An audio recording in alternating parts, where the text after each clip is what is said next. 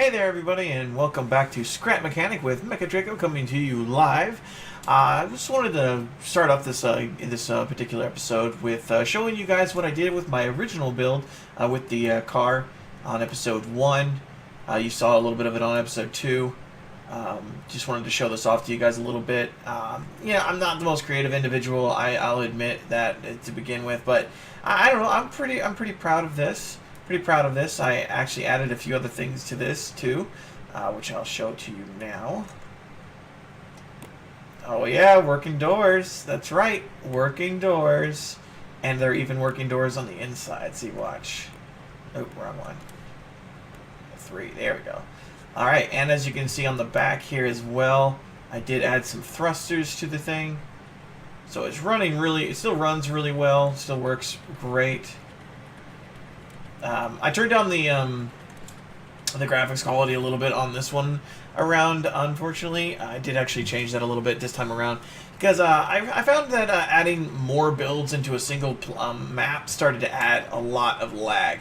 So this is the first one, and I do plan on making more worlds where these aren't basically involved anymore, where these other builds that I have on this map aren't around anymore, but for now, I just need to lower the graphics so that way I could show you the other 3 builds that I have right now that I've been working on. All the other 2 builds I've been working on.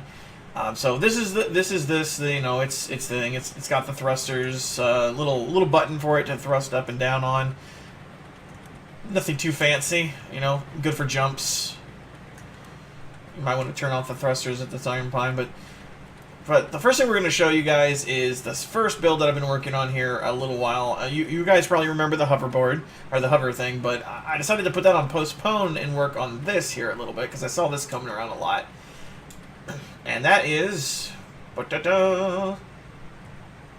is tank treads. Now, okay, as you can see, it's not obviously tank treads. There's clearly, you know, thing. But really the idea behind it wasn't tank treads as much as it was... a desire to see about creating a tank-like steering system. I came up with a very, very interesting form for this. It's weird. It works. It does definitely work, but it's not the most, you know, elegant of systems. Now, I'll show you how it works first. Then I'll explain it. Like, as you can see, I can turn on a dime going right, turn going left. It works just fine. I can even go forward. And I can even steer myself while turning. A lot of button pushing. Got to be careful about how you push the buttons, but yeah, it works. It definitely works, and it doesn't flip very easily. It's got a nice and strong enough power to to function properly. It's a pretty good tank. I mean, it's obviously an APC, you know, more like an armored patrol carrier than anything, and. Darn it. This lag sometimes does this. Here, let me fix that real quick. Oops.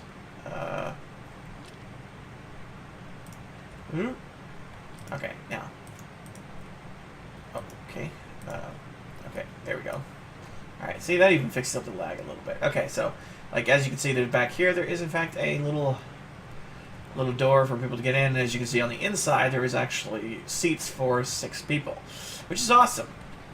Now, I'll explain now how the steering works. Let me go in and get back to I think the main issue I have so far with any tank designs that I've come up with so far is that I can't really reverse, except for one tank design. But I'll explain how that all works in just a minute.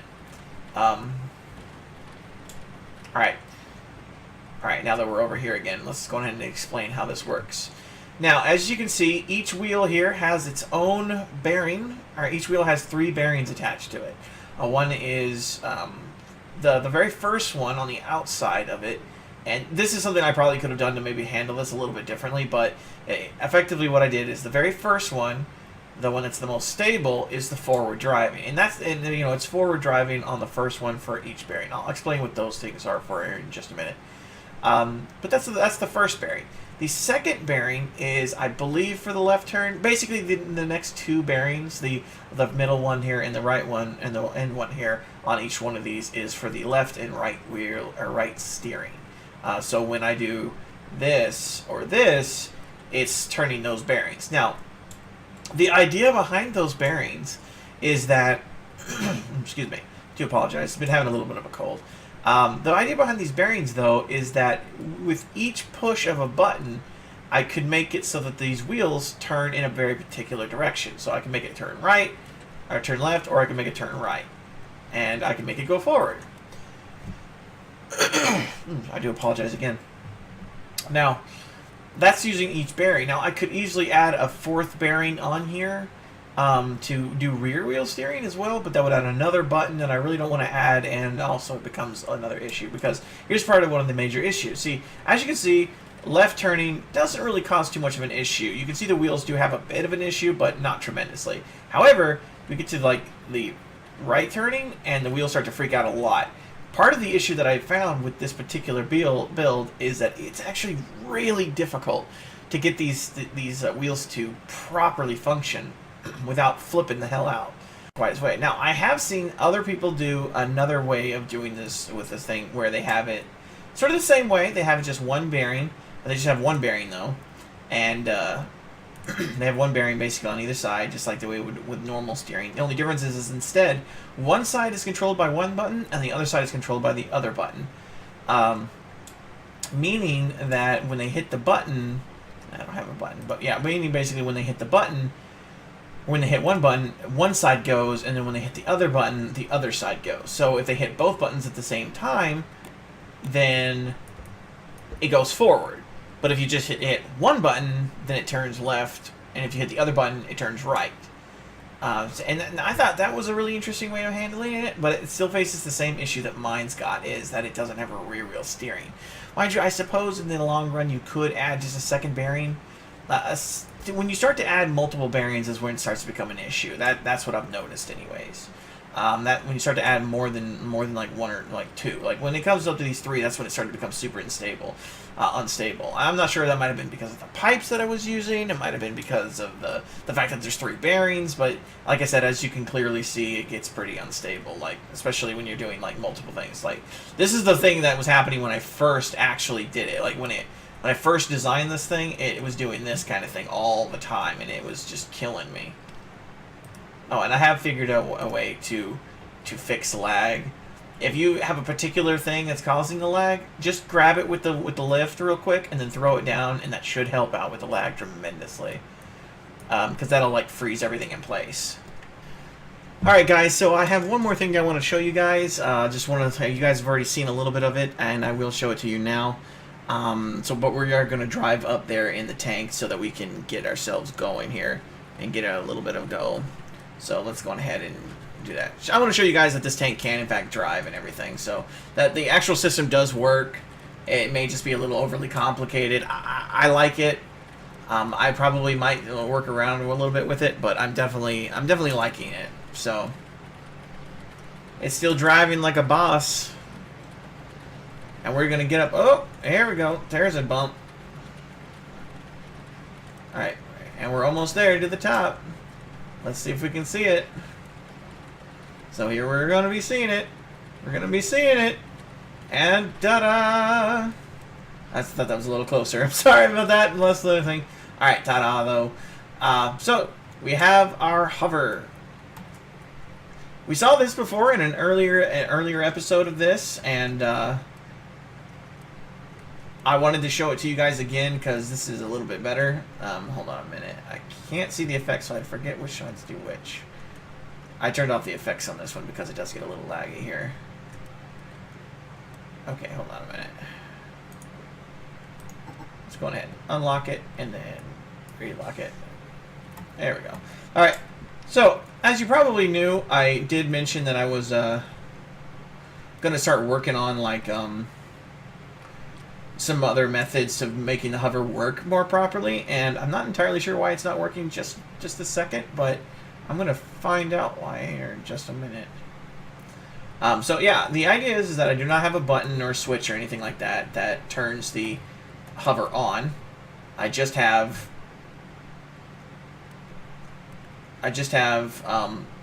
sensors, much like the way you normally have. You know, like you basically would have on, like what basically a lot of people have been doing, is just the sensors. Now,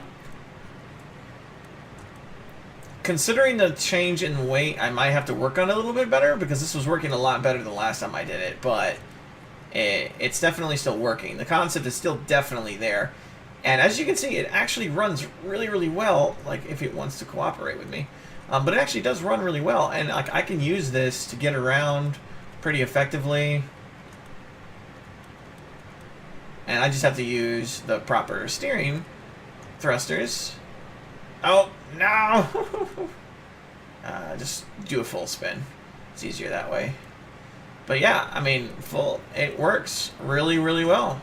And it's all terrain too, so this thing has no problem whatsoever going out onto like hilly stuff like this. It does have some issues with jumps. Like, do not try to jump in this. It will not work. The sensors will turn off the thrusters, and it will just drop like a rock. But yeah, I mean, and, you know, and the weird thing about this is that it is surprisingly easy to control. Like, I mean, or at least for me. I don't know if that's like for everybody, if everybody were to do a design like this, if they would find the same thing. But honestly, I've really found that this is a really, really easy design to work with. You know, I mean, and it's really, really not hard at all.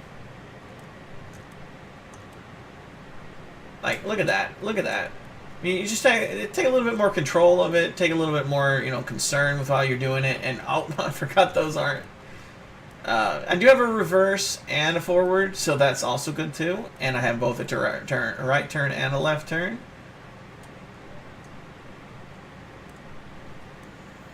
And this can go up this, though it doesn't normally make it up it if I come at it like that.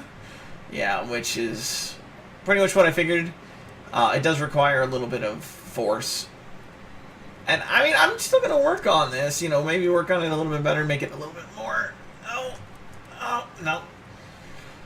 Okay, but maybe make it a little lighter.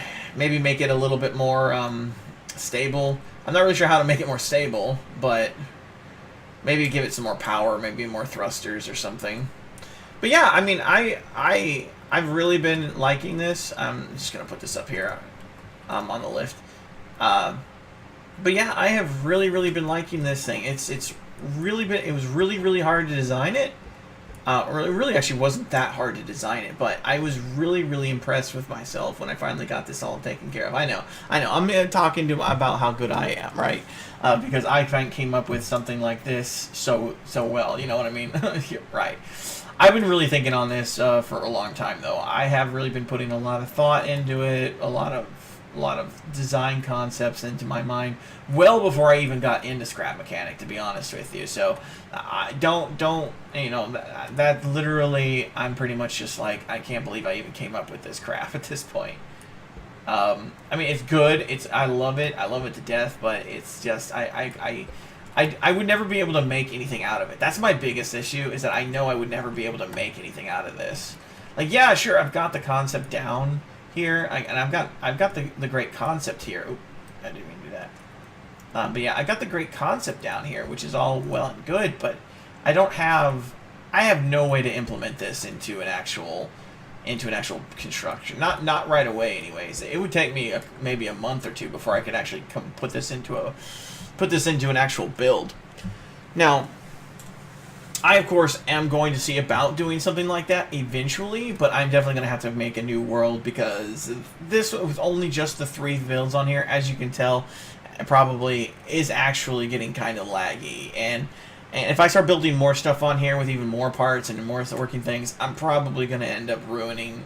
this world's going to end up getting screwed to pooch. Plus, I'd rather see you guys see the game visually higher, with like better graphics on it than these low settings right now, because there should be grass like everywhere. But anyways, you know, and as you can see, there's a lot of wiring involved. These ones on these sides are affected with the sensors. If it goes too high for some reason, the sensors will turn off and turn the thrusters off, which will give that side a downward pull, so that way it'll actually stay closer to the ground.